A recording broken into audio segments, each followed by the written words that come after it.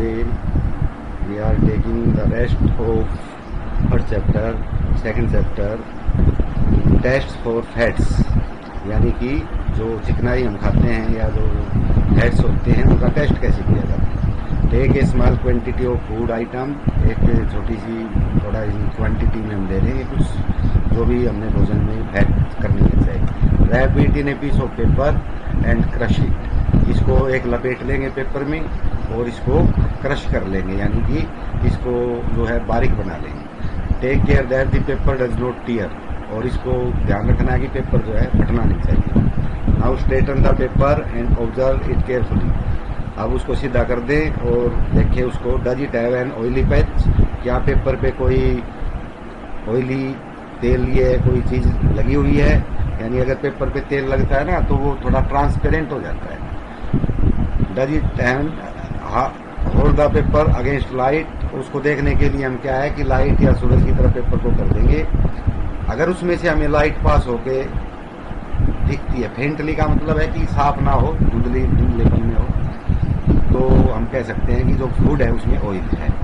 और अगर उस पर कोई फर्क नहीं पड़ा है तो फिर उसमें ऑयल नहीं होता। पानी को हमने अलग रखना है, ऐसा नहीं है कोई गिल्ली चीज हम डाल दें तो पानी से भी हो जाता है, लेकिन पानी तो उसको गला भी देता है। An oily patch on paper shows that the food item contains fat, इसका मतलब ये है कि जो हम फूड आइटम हमने लिया है उसके अंदर फैट है।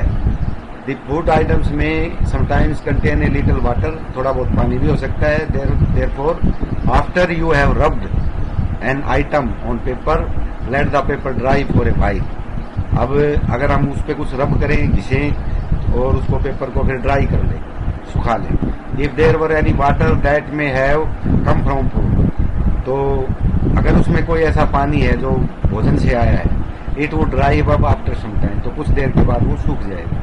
If no oily patch shows up after this, और उसके बाद भी अगर हमें कोई ऑयली पैच दिखाई ना दे, यानी कोई चिकनाई दिखाई ना दे, तो हम कह देंगे उस फूड आइटम में फैट नहीं है। What do these test show, ये इन टेस्ट से हमें क्या पता चलता है। Are fats proteins and starch present in all the food items that you tested, क्या ये चीजें जो हमने फैट्स या प्रोटीन्स के ऊपर किया था, स्टार्च वगैरह, ये प्रेजेंट होते हैं हमारे भोजन में। Does a food atom contain more than one nutrient, क्या किसी भी आइटम में एक से ज्यादा पोषक तत्व या न्यूट्रिएंट होते हैं। Do you find any food item that does not contain any of these nutrients, या कोई ऐसा भी फूड आइटम है जिसमें ये कोई भी इनमें से कोई न्यूट्रिएंट नहीं है, ना प्रोटीन है, ना स्टार्च है, विटामिन वगैरह कुछ नहीं है। तो ऐसे भी कोई होते हैं। We tested food items for 3 nutrients, हमने 3 चीजों के लिए ऊपर टेस्ट किए हैं। आप अपनी बुक में पढ़ोगे ना तो उसमें लिखा हुआ है carbohydrates, proteins and fats. There are also other nutrients like vitamins and minerals, और दूसरे न्यूट्रिएंट्स भी होते हैं जिनमें विटामिन होते हैं और लवण वगैरह होते हैं, खनिज होते हैं। That are present in different food items. Why do we need all these nutrients, हम इन्हें सारे न्यूट्रिएंट्स की जरूरत क्यों होती है शरीर को। Carbohydrates mainly provide energy to our body, जो कार्बोहाइड्रेट्स होते हैं ये इनमें होते हैं, जैसे गेहूं है, जो सीरियल्स होते हैं, गेहूं है, चना भी सीरियल मानते हैं, दाल में भी मानते हैं, या चावल है, या बाजरा है, मकई है, ज्वार है, इनमें सब में कार्बोहाइड्रेट्स, या शुगर केन है, गन्ना है, कार्बोहाइड्रेट्स होते हैं जो एनर्जी देते हैं। हम जो काम करते हैं ना वो एनर्जी आती है। जैसे कई बार आप देखो, अगर आप भूखे हो तो आप कोई जो आपका है फिजिकल कोई काम करना चाहो तो आपको अच्छा महसूस नहीं होता, थका थका हुआ महसूस होता है, तो इससे जो है हमें एनर्जी मिलती है। इन फैट से भी एनर्जी मिलती है।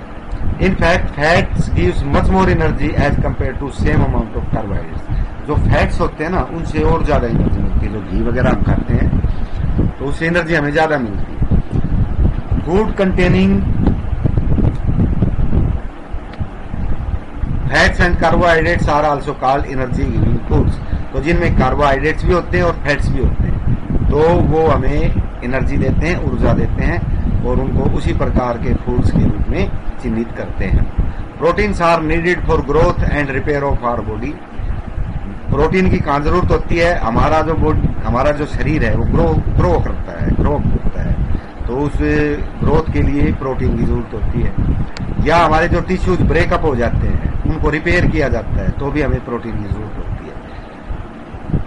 तो हम यहाँ पे बात कर रहे थे कि जो हमारे शरीर में क्या करते हैं, जो न्यूट्रिएंट्स हम खाते हैं, तो जो कार्बोहाइड्रेट्स या फैट्स हैं वो हमें एनर्जी देते हैं। यानी जो हम काम करते हैं उसके लिए हमारे शरीर में जो ईंधन के रूप में एनर्जी काम करती है, तो ये करते हैं। इनके अलावा भी हमारे पास जो है प्रोटीन्स और मिनरल्स वगैरह होते हैं, ये भी हमारे शरीर में, जैसे प्रोटीन्स क्या काम करता है कि हमारा जो टूट फूट हो जाती है ना, टिश्यूज ब्रेकअप हो जाते हैं, तो उनको दोबारा से जोड़ने के लिए और उनको दुरुस्त करने के लिए हमें प्रोटीन की जरूरत होती है। और बच्चों के लिए तो विशेष रूप से दूध जो है ना वो कंप्लीट फूड माना जाता है, क्योंकि दूध के अंदर प्रोटीन सबसे ज़्यादा होता है। कुछ फैट तो होती है और मिनरल्स भी होते हैं, क्योंकि जब हम लस्सी को अलग करते हैं तो वो खट्टापन में आ जाती है या दही बनता है, तो मिनरल्स मिलते हैं इनसे भी। इसके अलावा जो नीचे ये कुछ सोर्सेज दे रखे हैं, जैसे व्हीट, राइस, बाजरा जो है, मक्का है, आम है, मेलन है, खरबूजा वगैरह, तरबूज हैं, शकरकंद वगैरह है, तो ये चीज़ें हैं। इन सभी से हमें मिलती है कि जो एनर्जी है वो हम एनर्जी प्राप्त करते हैं, इसलिए प्रोग्राम में दे रहा हूं। इसके बाद है ये, इनमें क्या होता है कि क्वांटिटीज की मात्रा अलग अलग होती है। भाई हम मान लो एक बहुत खरबूजा खाएं या तरबूज खाएं तो वो मीठा तो होता है, लेकिन फैट हम उतनी नहीं ले पाते जितनी हमें चीनी से या इनसे मिल सकती है। इनमें थोड़ी थोड़ी मात्रा में सारी चीजें होती हैं, जैसे विटामिन भी होती हैं और मिनरल्स भी होते हैं। अब ये जैसे विटामिन, कई तरह की विटामिन होती हैं, विटामिन ए है, बी है, सी है, सी के तो कई है, C1 है, C6 है, C3 है, C12 है, अलग अलग काम करते हैं हमारे बॉडी के अंदर।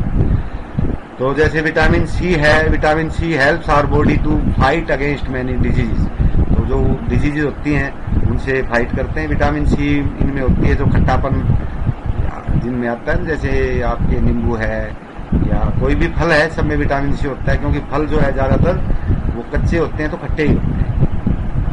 Vitamin D helps our body to use calcium for bones and teeth, तो विटामिन डी है ये हमारे शरीर में कैल्शियम देती है, जिससे हमारी जो दांत हैं या हड्डियां हैं वो बनती है।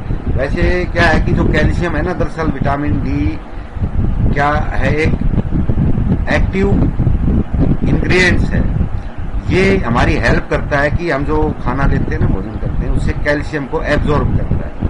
अगर आप में अभी तो छोटी उम्र में तो नहीं होती, बड़ी उम्र हो जाती है तो कैल्शियम की कमी हो जाती है शरीर में, तो शरीर थका हुआ होने लगता है। तो डॉक्टर्स के पास जाते हैं तो वो कहते हैं, वो विटामिन डी की गोलियां देते हैं, जबकि हमें चाहिए कैल्शियम। तो वो विटामिन डी इसलिए देते हैं कि विटामिन डी शरीर में जाने के बाद जो हमारा भोजन है, फूड है, our body can extract calcium from our food, वो हमारे भोजन से कैल्शियम को खींच लेता है, शरीर में मिला देता है। वैसे हम खाते हैं, विटामिन डी की कमी है तो वो कैल्शियम एब्जॉर्ब नहीं हो पाता शरीर में और बाहर निकल जाता है। तो बहुत सी चीजें जो सभी हमारे शरीर के लिए बहुत जरूरी है। जैसे जैसे आपका जो हेल्दी फूड नहीं लेते हो ना, तो इन चीजों की कमी बनती चली जाएगी। इसके बाद है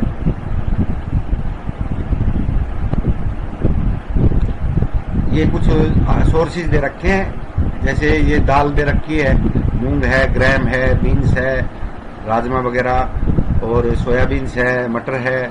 ये क्या होता है कि दालों से भी प्रोटीन मिलता है, तो हमें भोजन के अंदर ये दालें तो हर रोज सुबह या शाम में एक बार जरूर खानी चाहिए, क्योंकि हमें प्रोटीन यहीं से ज्यादा लेते हैं। या मिल्क है, फिश है। अब फिश का तो आमतौर पे मीट वगैरह बहुत से लोग नहीं खाते हैं, लेकिन दूध जरूरी है, तो दूध पीना तो बच्चों के लिए तो खासकर है, क्योंकि वो ग्रोथ भी उसमें होती है और प्रोटीन के बिना ग्रोथ नहीं हो सकती। अगर आप बिना दूध का भोजन, दूध नहीं लेते हो या प्रोटीन नहीं लेते हो, तो जो आपका बॉडी है वो हेल्दी नहीं रह पाएगी। इसके बाद है vitamin helps in protecting our body against disease. Vitamin भी हमारे डिजीज जो है, बीमारियां हैं, उनसे दूरी करता है।